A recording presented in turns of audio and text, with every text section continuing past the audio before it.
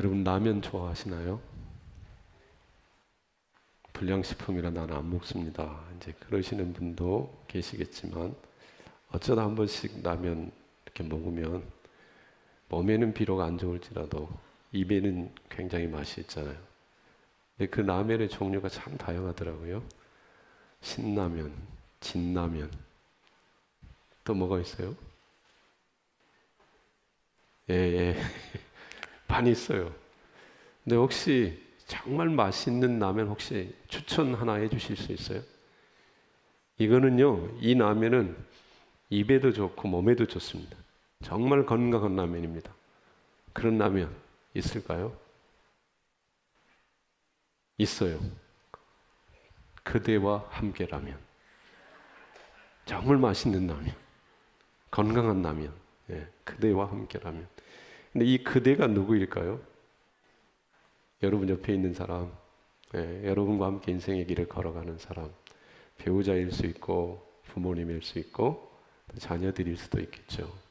근데 정말 우리에게 함께하는 분, 주님과 함께라면, 이 찬송가에도 보면 초막이나 궁궐이나 내 주 예수 모신 것이 그 어디나 하늘나라 그랬잖아요. 오늘 그 주님의 임재를 경험하시는 은혜 있으시기를 바랍니다. 휴가철이어서 이제 여기저기 많이 가시잖아요. 예, 주님과 함께하는 휴가 시간. 그래서 그 주님의 위로와 평안 가운데로 달려가시는, 그래서 영원히 재충전받는 그런 은혜 있으시기를 주님의 이름으로 축복합니다. 엊그제 그 8월 4일 뉴스에 이런 뉴스가 하나 있었습니다. 서울에서 그 수도권에서 병원을 경영하시는 한 병원장이라고 그랬어요. 근데 이분이 강남에 있는 한 병원에서 지방 흡입 시술을 받았어요. 많이 듣는 얘기시죠? 우리 중에 혹시 그런 분 계신지 모르겠어요. 지방 흡입 시술. 왜 하는 것이죠? 살덩어리 좀 떼내고 싶어가지고 이제 이 수술을 했는데 그만 잘못됐습니다. 부작용이 찾아왔어요. 상반신에 피부 섬유화가 진행이 돼서 어깨 위로 팔을 들어 올릴 수가 없는 지경이 돼버렸다고 합니다. 그러다 보니까 이제 극심한 스트레스, 우울, 불안, 불면증까지 찾아와 버렸어요. 강남의 한 유명하다는 곳에서 했대요. 근데 이 지경이 됐어요. 근데 여러분, 왜 이런 지방 흡입 시술을 할까요? 왜 성형수술을 하죠? 예뻐지고 싶어서, 다른 사람 앞에 당당하게 서고 싶은 그런 마음이 있었어요. 그러니까 우리의 본능은 좀 멋있고 아름답고 예쁘고 싶은 그런 게 있어요. 근데 적어도 우리는 이제 하나님을 믿는 사람으로서 뭐가 진정한 멋이냐? 아름다움이냐? 그리고 하나님께서 우리를 보실 때 뭘 보시느냐? 하나님 앞에 정말 아름다운 삶, 향기 나는 삶, 우리가 정말로 추구해야 될 삶이 있다면 어떤 삶이냐? 우리가 잘 아는 것 같지만 한번 오늘 이 시간에 이 부분을 좀 들여다보시면 좋겠다 하는 생각이 들어요. 지방 흡입 시술하기 위해 돈 많이 드립니다. 고통도 감내를 합니다. 부작용이 있다는 소식도 들어요. 그럼에도 불구하고 해요. 근데 정말로 우리가 힘쓰고 애써서 우리의 삶을 정말로 빛나는 아름다운 향기 나는 삶으로 가꾸어야 될 영역 있다면 어떤 부분이냐, 어떻게 해야 정말로 향기 나는 삶이 될 수 있느냐, 이 부분을 한번 생각해 보시면 좋겠다는 겁니다. 오늘 말씀에 보면 우리가 잘 아는 말씀이 소개되어 있어요. 다니엘이라고 하는 사람에 대한 얘기인데, 다니엘이 왕이 줘서에 도장이 찍힌 것을 알고도 그는 자기 집으로 돌아가 윗방으로 올라가 예루살렘 향한 창문 열고 전에 하던 대로 하루 3번씩 무릎 꿇고 기도하며 그의 하나님께 감사하였더라, 이렇게 말씀하고 있습니다. 이 말씀 속에 보면 다니엘이라고 하는 사람이 기도를 했어요. 그리고 감사를 했어요. 근데 기도하고 감사하는 일, 그리스도인이라면 하나님을 믿는 사람이면 당연히 해야 될 일입니다. 그런데 이 기도와 감사와 기도가 당연히 해야 되는 일임에도 불구하고 어려울 때, 위기 가운데 처해질 때 있다는 거예요. 기도하기 힘들 때, 특별히 감사하기 어려울 때가 있더라는 것이죠. 지금 본문에 다니엘이 처한 상황은 우리가 아는 것처럼 다니엘을 시기하는 정적들이 있었어요. 그러니까 우리 주변에는 우리가 정말 잘 되기를 원하는 축복하는 사람들이 있습니다. 근데 반면에 시기하는 사람들도 있어요. 정말 내가 잘 되는 것을 배합하는 사람들도 있어요. 특별히 정치권이나 이런 데 가보면 살벌한 곳이잖아요. 그 암투를 뉴스를 통해서 많이 접하잖아요. 근데 이 다니엘은 이방인이잖아요. 바벨론 사람이 아니에요. 메대 사람이 아니에요. 그러다 보면 정적이 있어요. 이방인인데 왜 그가 총리 자리에 올라야 되느냐? 왜 우리가 그를 섬겨야 되느냐? 이런 마음이 있어서 이 다니엘을 제거하고 싶어서 그의 뒤를 샅샅이 뒤졌는데 없어요. 걸만한 것이 없어. 그러다가 생각해낸 것이 기도였습니다. 기도로 걸기를 원했어요. 그래서 한 법령을 만들었습니다. 왕으로서는 그 법령에 서명하지 않을 이유가 없었어요. 왕 외에 다른 신에게 기도한다거나 뭘 원하면 사자굴에 던져 죽인다고 하는 그 법령인데 왕으로서는 마다할 이유가 없죠. 왕권이 강화되는 일이기 때문에 찬성해서 도장을 찍었어요. 그리고 법령이 공포됐습니다. 30일 동안 적어도 왕 외에, 다리와 왕 외에 그 누구에게라도 기도를 하면 안 됩니다. 달라고 요청하면 안 됩니다. 그 사실을 알고도 다니엘은 창문 열어놓고 기도하고 그 기도는 감사의 기도였다, 이렇게 말씀하는 거예요. 여러분, 감사할 때는 어떨 때 감사하죠? 우리가 일반적으로 감사할 때는 일이 잘 될 때입니다. 정말 이 불경기 어려운 때에 사업을 했는데요, 비즈니스를 오픈했는데 잘 되는 거예요. 남의 가게는 안 돼요. 다 문을 닫아요. 망해요. 그런데 내 가게는 하나님이 특별한 은혜를 주셔서 잘 되는 거예요. 대박이 났어요. 감사합니다.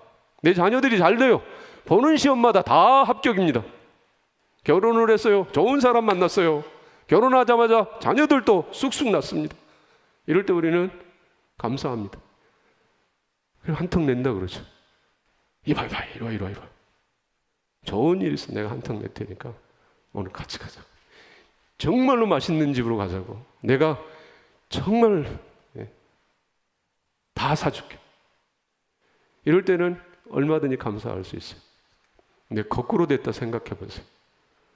소위 영끌이란 말, 영혼까지 끌어다 다 사업을 했어요. 그런데 대박이 아니라 점점 힘들어져. 문을 닫았어요. 부도가 나버렸어요. 영혼까지 끌어다 다 모았다니까요. 내 인생의 마지막이다 생각하고 빚을 얻어다가 사업을 오픈했는데 그게 망해버렸어요. 그럼 감사가 됩니까? 자녀들이 시험 보는 시험마다 다 떨어졌어요. 창피해서 얼굴을 들고 나갈 수가 없네. 다른 집 자녀들은 시험만 보면 다 합격하고 들어가고 취직도 되는데 내 자식들은 다 낙방이에요. 전혀 예상치 못한 질병을 얻었어요. 병이 찾아왔어요. 날마다 약봉지 지고 살아야 됩니다. 주사 맞으며 살아야 됩니다. 그런데 감사라고요? 어려운 일입니다. 다니엘은 지금 죽음 앞에 섰어요. 기도하면, 기도의 손을 들면, 기도의 창문을 열면 사자굴에 던져집니다. 그런데 감사요? 창문 닫아야죠. 기도의 창문을 닫아야죠.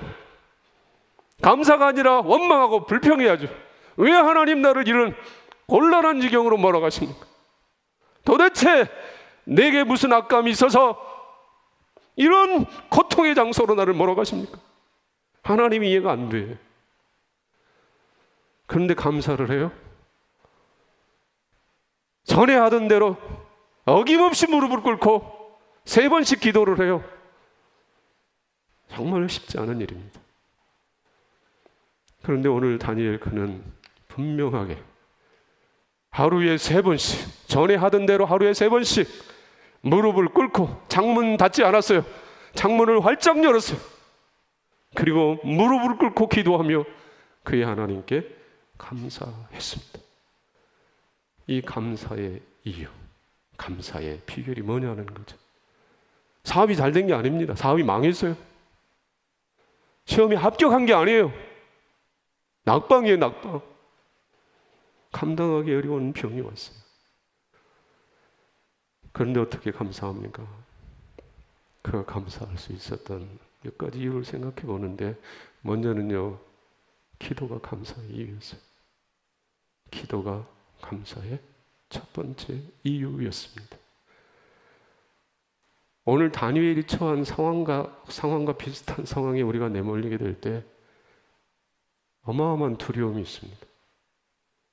여러분, 우리는 매일 코로나 확진자 숫자 통계를 들어요. 코로나에 확진되신 분들 몇 명입니다. 위중증 환자 몇 명입니다. 사망한 사람 몇 명입니다. 돌아가신 분 몇 명입니다. 우리는 들어요. 그런데 흘려듣죠. 내 일이 아니니까. 나와 관계된 사람이 아니니까. 근데 그 일이, 그 돌아가신 분에 포함된 숫자에 내가 들어가고 내 사랑하는 사람이 들어갔다고 하면 상황은 달라지잖아요. 죽음의 문턱에 내가 섰을 때. 우리 중에도 그 죽음의 문턱, 그 두려움의 자리에 가까이 가보신 경험이 있는 분들이 아마 계실 거예요. 코로나 때문에 중환자실 실려가신 분 계시잖아요. 그리고 우리 삶 속에 얼마나 많은 사건과 사고가 있는지 모릅니다. 뉴스에 들으면 홍수가 난다 그러죠. 그리고 불이 난다 그러죠. 홍수에 떠내려가 죽으신 분들, 불 타신 분들, 불에 타 죽으신 분들. 그런 절체절명의 위기에 나아갈 때 두려움에 벌벌 떠는 게 우리의 모습입니다. 그런데 지금 다니엘이 죽는다는데, 사자굴에 던져진다는데, 그럼 동물의 왕국이 아니에요. 그 굴에 던져지면 뼈도 못 추립니다. 그 사자의 날카로운 이빨에 온몸이 갈기갈기 찢겨져 죽어요. 그러니 기도의 창문 닫아야 되죠. 숨죽이며 살아야죠. 그런데 다니엘은 창문을 열어요. 전에 하던 대로 윗방으로 올라가 예루살렘 향한 창문을 열고 전에 하던 대로 무릎을 꿇고 그의 하나님께 기도하며 감사하다. 그 담대함이 어디서 오느냐는 거죠. 창문 열 때 벌벌 떨어가지고 이거 열면 안 되는데, 이 정적들이 나를 지금 지켜보고 있는데, 그런 두려움이 아니라 담대함으로 열어요. 그리고 기도의 손을 들어요. 그 비결이 그에게 있는 것이 아니라 그를 붙드시는 하나님의 사랑. 창문 열 때 가까이 다가오시는 하나님의 임재. 두려움이 떠났어요. 염려가 없어요. 이때 다니엘에게 하나님이 이런 말씀을 들려주시지 않았을까, 그런 생각을 해봤어요. 두려워하지 말라. 나는 내 하나님이 됨이니라. 놀라지 말라. 내가 너와 함께함이니라. 내가 너를 도와주리라. 참으로 너를 붙들리라. 참으로 나의 의로운 오른손으로 너를 붙잡아 주리라. 하나님이 붙드심에, 하나님의 은혜를 주심에 두려움이 떠나고 마음에 평안이 와요. 그러니 감사한 거죠. 환경을 뛰어넘는, 세상이 줄 수 없는 평안이 다니엘로 하여금 기도의 손을 들게 했고 감사할 수 있게 만들었다라고 하는 사실입니다. 뿐만 아니라 그가 기도의 자리에 섰을 때, 기도의 손을 들고 하나님 앞에 엎드릴 때 하나님이 주시는 은혜가 있는데, 그건 뭐냐면 오늘 그의 삶이 있기까지 지난 삶의 여정 속에 부으신 하나님의 은혜. 우리가 아는 것처럼 그는 10대에 포로로 끌려왔습니다. 10대에 그의 나라가 무너졌어요. 바벨론의 말발굽 아래 그의 나라가 망했습니다. 그의 포로로 끌려왔어요. 노예의 삶을 살아야 돼요. 그런데 이방 땅 바벨론 땅에 포로로 끌려온 그의 삶은 노예의 삶이 아니었어요. 비참한 삶이 아니었어요. 하나님이 높이시는 존귀한 삶이었어요. 그 삶의 여정마다 푸시는 놀라운 은혜가 있음을 기억할 때, 깨닫게 하실 때 감사가 있다라는 것이죠. 오늘 산부 예배 오신 여러분의 삶도 마찬가지라는 생각이 들어요. 50년을 살아오셨습니까? 60년, 70년을 살아오셨습니까? 그 살아온 삶의 뒷자리를 돌아볼 때에 여러분의 힘으로 살아왔다고 생각이 되시면 아무런 감사가 없어요. 그런데 그 삶의 여정을 뒤돌아볼 때 나는 물 가운데로 지날 때가 있었어요. 불 가운데로 통과할 때가 있었어요. 그런데 물이 나를 침몰치 못하게 했고 불꽃이 나를 사르지 못하도록 지켜주시는 임마누엘의 하나님의 은혜가 있었어요. 그러면 감사하는 거죠. 오늘 내 삶이 힘들어도 지나온 삶의 여정에 부으신 은혜 때문에 감사하게 되더라는 것입니다. 그리고 가장 중요한 이유가 하나 있습니다. 사자굴에 던져지는 위기 앞에 감사할 수 있었던 그 가장 큰 이유 하나, 다니엘의 삶 속에서 경험한 하나님은 어떤 분이냐? 위기를 기회로, 저주를 축복으로 바꾸시는 하나님이셨다라는 사실입니다. 위기는 항상 있었어요. 어려움은 항상 있었어요. 그런데 다니엘의 하나님은 위기를, 저주의 순간을 축복으로, 은혜로 바꿔버리시는 전능한 하나님이시다라는 사실입니다. 위기예요. 지금 어마어마한 위기예요. 사자굴에 던져질 위기예요. 그런데 하나님이 개입하신다는 믿음, 확신이 다니엘의 마음속에 찾아오더라는 사실입니다. 그럼 다니엘 2장에 가보면 느부갓네살 왕이 꿈을 꿨어요. 그 꿈 때문에 왕은 번민합니다. 고민합니다. 그래서 술객들에게, 박사들에게 자신의 꿈을 말하고 해석하라고 했어요. 그럴 때 바벨론 그 누구도, 그 어떤 박사도, 뛰어나다는 술사도 왕의 꿈을 말할 수가 없었어요. 해석은커녕 왕의 꿈을 얘기할 수가 없었어요. 이건 인간의 영역이 아니죠. 어떤 사람이 다른 사람의 꿈을 말하고 해석을 할 수 있겠어요?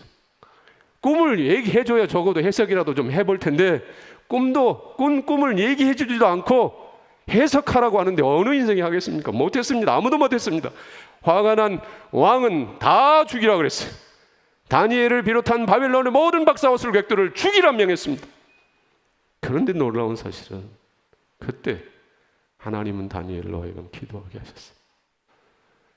그리고 왕이 꾼 꿈을 가르쳐 주셨고 해석도 알려주셨어요. 죽음의 순간이 다니엘이 높아지고 바벨론의 모든 사람 만민 앞에 우뚝 서는 축복의 기회가 됐다라는 사실입니다. 이러한 사실을 다니엘 2장 48절 49절은 이렇게 말씀합니다. 왕이 이에 다니엘을 높여 귀한 선물을 많이 주며 그를 세워 바벨론 온 지방을 다스리게 하며 또 바벨론 모든 지혜자의 어른을 삼았으며 왕이 또 다니엘의 요구대로 사드락과 메삭과 아벳느고를 세워 바벨론 지방의 일을 다스리게 하였고 다니엘은 왕궁에 있었더라. 가장 높은 자리에 죽음의 순간에 죽음의 위기가 변하여 다니엘이 바벨론 모든 만민 앞에 높은 자로 세움을 받는 축복의 시간이 되었다는 것입니다. 뿐만 아니라 그와 함께 있던 사드락 메삭 아벳느고 친구들까지 더불어 복을 받는 그런 역사가 있었어요. 죽음의 순간에 기도의 손을 들고 감사로 나아갈 때 하나님은 다니엘을 지키셨어요. 사자굴에 던져졌지만 죽지 않았습니다. 날카로운 사자의 발톱에 결코 찢기지 않았어요. 머리털 하나 상하지 않았어요. 대신에 다니엘을 시기하고 모함했던 종족들이 그 사자굴에 던져져서 죽임을 당하는, 대적들이 제거되는 그런 역사가 있었어요. 감사로 기도할 때 하나님은 마음에 불을 가지시고 그렇게 기도하는 자를 지키시고 높이시고 복을 주시더라라고 하는 사실입니다.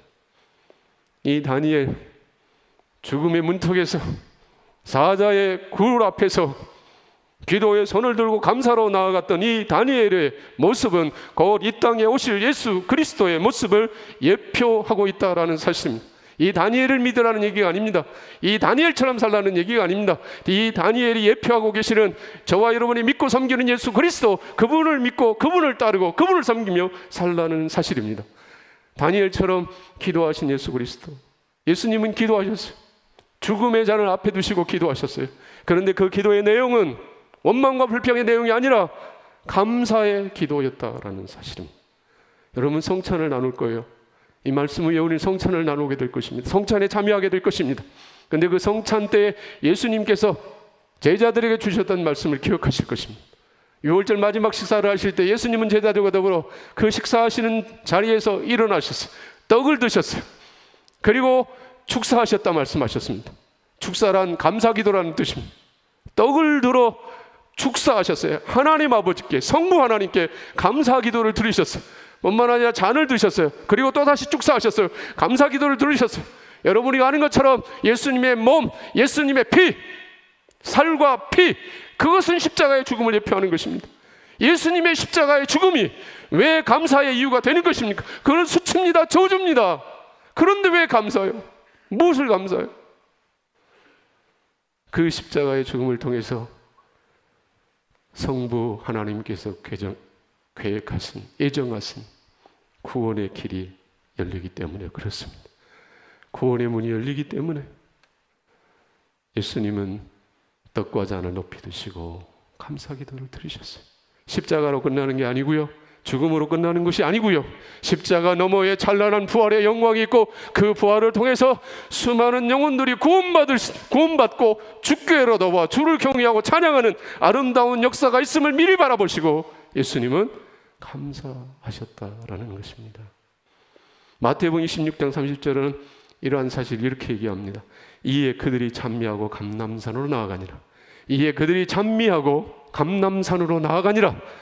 이 성찬 이후에, 제자들과 마지막 만찬을 나누신 이후에 감람산으로 나아갈 때 예수님과 제자들은 찬미하며 나가셨어요. 무엇을 찬미해요? 십자가가 기다리는데, 죽음이 기다리는데, 십자가에 높이 매달려 부끄러움을 당하는데 무슨 찬미요? 무슨 감사요? 하나님이 이루실 구원의 역사 때문에.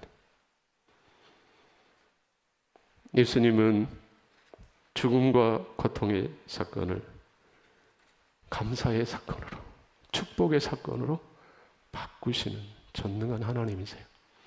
우리는요, 죽음의 사건을 생명의 사건으로 바꿀 수가 없어요. 우리는 삶에 가득한 아픔과 눈물의 이유를 감사의 조건으로 못 바꿔요. 슬픔에 눌립니다. 고통에 눌립니다. 사망에 눌릴 수밖에 없어요. 그러나 사람의 몸을 입고 이 땅에 오신 예수 그리스도는 바꾸세요. 죽음을 생명으로 바꾸세요. 저주를 축복으로 바꾸세요.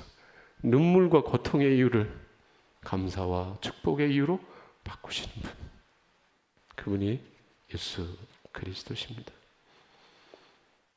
기도할 때, 기도의 손을 들 때 죽음이 생명으로 바뀝니다.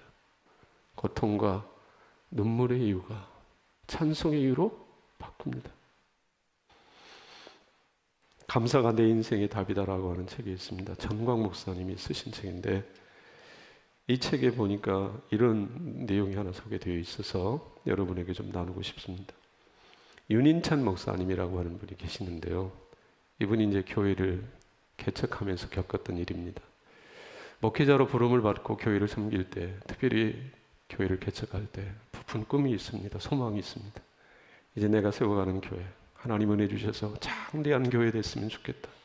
구름대처럼 성도들이 모여와서 정말 하나님을 마음을 시원케 해드리는 그런 교회를 이 땅 가운데 세워갔으면 좋겠다. 그런 열망, 그런 기대, 설렘을 가지고 교회를 세워요. 이분 목사님은 아마 그러셨으리라고 생각을 합니다. 그런데 3년이 지나도 그런 모습이 보이지 않아요. 되게 일반적으로 교회 성장학에서 그런 얘기를 하더라고요. 개척에서 3년 동안에, 그 3년이 아주 중요한 시점이다. 3년 동안 열매가 없고 교회가 잘 안 되면 3년 이후도 잘 안 된다. 그런 얘기를 해요. 근데 3년 됐는데 한 사람 남았어요. 그동안에 들어오는 사람들이 있었어요. 근데 들어와가지고 뿌리를 내려 정착하기보다는 다투고 떠났어요. 그러니까 교회가 이게 참 어려움입니다. 들어오는 분도 있고 나가는 분도 있는데, 나가는 분이 많으면 교회가 어떻게 세워지겠어요? 개척교회의 어려움이 그런 어려움이 있습니다. 다 떠났어요. 할머니 한 분 남았어요. 그 할머니는 중풍으로 한 손을 못 쓰세요. 귀가 잘 안 들리는 분이세요. 그 할머니 혼자 남아 계실 때 3년 동안 피땀 흘리며 열심히 수고하며 하나님이 원하시는 교회를 세워버리라 그 마음 하나 가지고 달려왔는데 한 명밖에 없으니 얼마나 낙심이 되겠어요. 그래도 이 목사님 마음속에 이제 저 할머니 안 나오면 교회 문 닫으리라. 그때 목회자의 마음은 아마 경험해보지 않으면 잘 모를 거예요.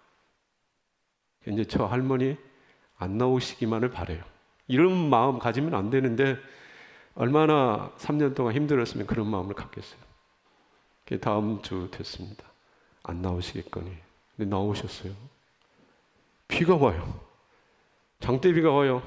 오늘은 안 나오시겠거니. 근데 또 앉아 계세요. 눈이 왔어요. 미끄러워요. 많은 눈이 와서 눈길에 넘어지시면 안 되니 알아서 안 나오시겠거니. 또 앉아 계시네. 1년이 지났어요. 2년이 지났어요. 또 앉아 계시네. 3년이 지났어요. 또 앉아 계시네. 어떻게 해야 됩니까? 닫아야 됩니까? 아니면 계속 이렇게 가야 됩니까? 3년이 지나는 동안에 하나님께서 이 목사님 부부에게 한 영혼이 얼마나 소중한가를 가르쳐 주셨대요. 오늘 중풍으로 손을 못 쓰고 귀 어눌한 그 할머니 혼자 나와 있는데 3년의 시간을 지났어요. 3년을 그렇게 하나님 앞에 엎드려 기도하면서 하나님이 주신 마음 한 영혼이 그렇게 귀하다. 한 영혼이. 그 3년의 연단의 시간이 지나고 나서 하나님이 은혜를 주셔가지고요. 이제 성도들이 오더래요. 3년 지나고 나서. 그래서 교회를 다른 데로 확장해서 이전해야 했다고 합니다. 그래서 확장 이전 감사 예배를 드리게 됐어요. 얼마나 하나님 앞에 감사하든지 특별히 3년의 세월을 눈이 오나 비가 오나 한결같이 지켜준 그 할머니에게 너무 고마운 마음이 들었어요. 감사패를 좀 드려야 되겠다. 감사패를 할머니에게 드리면서 감사의 마음을 적었습니다. 이렇게 돼 있어요. 나도의 할머니. 이 할머니의 이름이 나도예입니다. 나도의 할머니의 작은 발걸음이 오늘의 저를 있게 했고 오늘의 에베네셀 교회가 있게 하였습니다.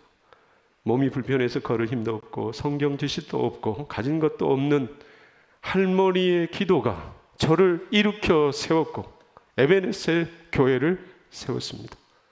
할머니의 기도가 저를 세웠고 교회를 세웠습니다. 매주일 빠지지 않고 출석해 주셔서 감사합니다. 사랑하는 오남의 성도 여러분, 오늘 3부 예배 오신 성도 여러분이요, 매주일 빠지지 않고 출석해 주셔서 감사합니다. 빠지지 않고 출석해 주셔서 감사합니다. 제가 늘 여러분에게 드려야 될 말씀, 3부 예배, 코로나 시국임에도 불구하고 빠지지 않고 예배에 참여해 주셔서 감사합니다. 아멘 하시는 분에게 큰 복이 있기를 축복합니다. 할머니에게 그렇게 감사를 했어요. 그리고 이제 마지막 에베네셀 교회 8년의 역사 속에 우리 부부가 쓰러지지 않고 낙심하지 않도록 마지막까지 남아 힘을 북돋아 주신 가장 복되고 귀하신 나도의 할머니 진심으로 감사하고 또 감사합니다. 홀로 3년 그 예배의 자리를 기도하며 지켜주신 그 할머니에게 고맙고 또 감사했다. 기도하면 하나님께서 우리의 삶을 그렇게 바꾸어 주실 줄로 믿습니다. 아름다운 삶으로, 영광스러운 삶으로 바꿔주실 줄로 믿습니다. 사랑하는 성도 여러분, 저는 앞서 지방흡입 시술하신 분의 얘기를 드렸어요. 정말 멋있는 삶, 아름다운 삶, 향기나는 삶. 오늘 우리가 정말로 헌신해야 될 삶의 한 부분이 있다면 어떤 부분인가? 정말로 향기나고 아름다운 삶을 위해서 우리가 힘쓰고 했어야 할 부분이 있다면 어떤 부분일까? 이런 말씀을 드렸어요. 혹시 답을 얻으셨나요? 정말로 하나님이 기뻐하시는 삶, 하나님이 2022년을 살아가는 우리에게 원하시는 삶, 그 삶은 어떤 삶이라고 생각하십니까?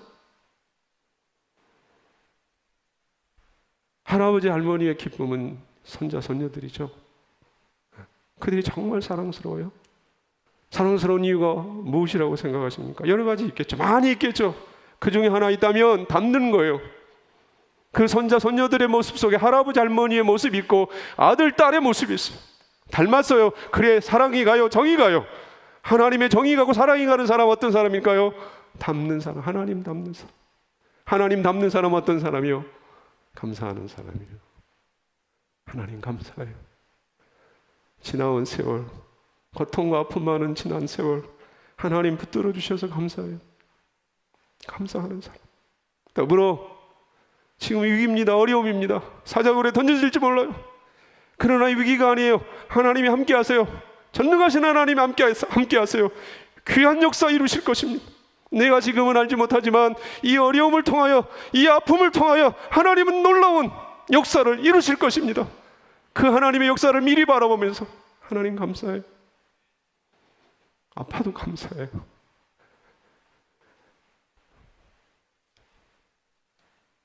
사업이 잘 안 돼도 감사해요.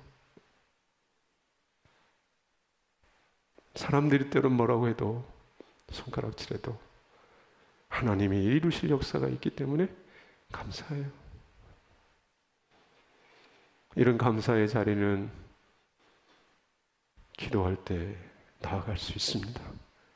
기도의 손을 들고 하나님 앞에 나아갈 때 상황에 상관이 없는, 상황을 뛰어넘는 온전한 감사의 자리로 달려가게 될 것입니다. 그러니 성도 여러분, 우리도 다시 한번 기도하기를 결심하십시다. 결단합시다.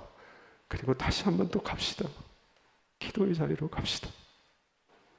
창문 열고, 예루살렘 향한 창문 열고 기도의 손을 들고 하나님 아버지 앞에 서며 감사를, 세상을 넉넉하게 이기는 은혜를 부어주실 줄로 믿습니다. 기도의 손을 들고 남은 인생에게 늘 주 앞에 달려가 위로 보이시는 능력 있고 승리하시는 원함의 성도들 다 되시기를 주님의 이름으로 축복합니다.